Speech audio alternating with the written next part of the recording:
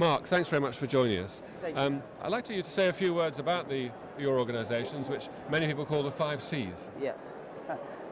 Actually, we were formed in 2005.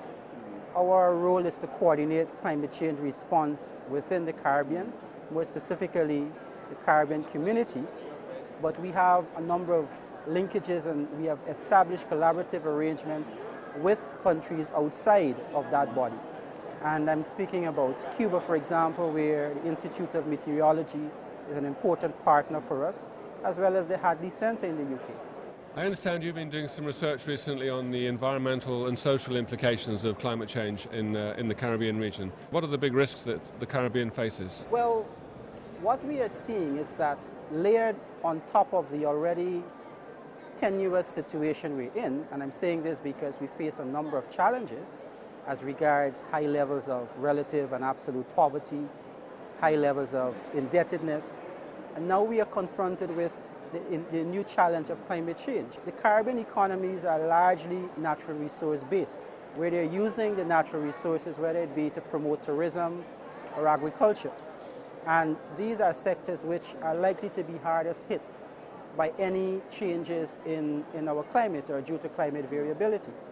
Now, the large stories or the main messages that we want to get out there is that we are not waiting until the science is totally accurate. We are already beginning to see impacts on our corals.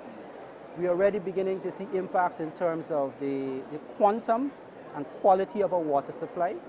And we are seeing the effects on our agricultural sector as well. Now, for a region where the food import bill is $3 billion annually, I think it says a lot about what we need to do if we're to save resources and protect livelihoods. One of the messages I heard at a science event yesterday was the whole issue of sea level rise. What are the projections saying on sea level rise in the Caribbean? Because that sounds like that is a big extra factor to think about. Actually, we have a number of low-lying states. The projections are indicating that sea levels are rising at a much faster rate than initially projected. We're looking at somewhere between 23 to 30 inches by 2100. I know that seems a long time away, but what it implies is that if no action is taken, much of our coastal zone will be denuded. Now, these are areas where our major infrastructure and economic activities occur. Therefore, we're looking at appreciable negative impacts, both in terms of our local economy, as well as what it means for the lives of a number of poor households. Much of what happens within the climate change arena calls for the political will. In other words, we need to get our policymakers on side. I don't want to sound cliched, but they have to start thinking about mainstreaming climate change as another development risk. As such, it is imperative that the whole aspect of the way we plan. We've heard about getting smart development pursued. In other words, we have to ensure that we're not just planning a road, but a road that is climate-proofed, so that it would withstand the vagaries of climate variability and more extreme events. The other issue is that we are not waiting until everyone is pleased with the scientific information. We at the Center are engaged in some specific interventions already under a program called the Special Pilot Adaptation to Climate Change, looking at providing fresh water in Bequia in St. Vincent, where we're addressing both adaptation and mitigation, because we're using a reverse osmosis system and we're using renewable energy to drive that system. Similarly, in St. Lucia, we're looking at better water management through a wastewater facility and improving our building codes. Now, it is important that we delineate what impacts climate change would have as against what is necessary for just good, sound strategic planning.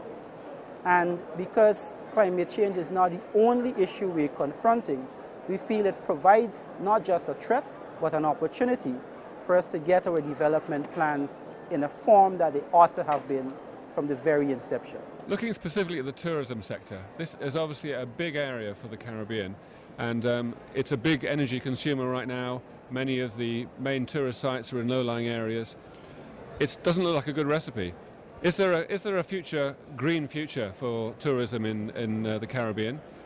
Are there positive opportunities out there? There are a number of positive opportunities.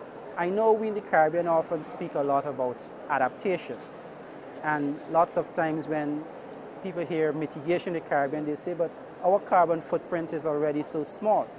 The reality is we cannot continue in business as usual where tourism is concerned, because it's a high consumer of energy.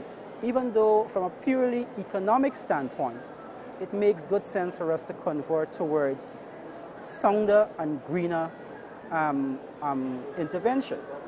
And it's within that context that the center has devised what is called making the Caribbean a carbon neutral destination.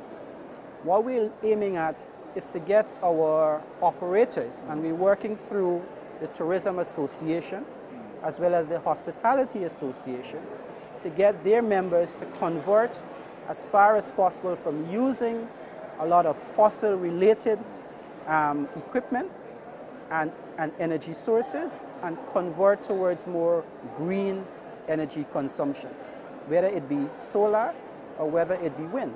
The issue is it makes good economic sense to be converting. If we don't convert, our sector will not only be faced with the challenge of climate change, it will also be faced with the whole issue of sustaining itself going forward. So looking at the overall picture, Mark, do you feel like you're an optimist about that the Caribbean can adapt and change in time? Changing in time is a relative term. We have to put some duration to that. But I have to be an optimist, because if I'm not, I might as well migrate to another planet. We are seeing changes, but we're not waiting to be denuded by the negative impacts of climate change. We are taking action. We're optimistic that things are happening. We have some real leaders in the region, such as Prime Minister Stephenson King of St. Lucia, President Jack Dio of Guyana. In fact, last year at COP15, we had 8 of our leaders represented there. So the message from a political standpoint or a policy standpoint seems to be getting through. Whether we have the wherewithal to adapt, no, we do not. Whether adaptation would be able to solve all our problems, no, it wouldn't be able to.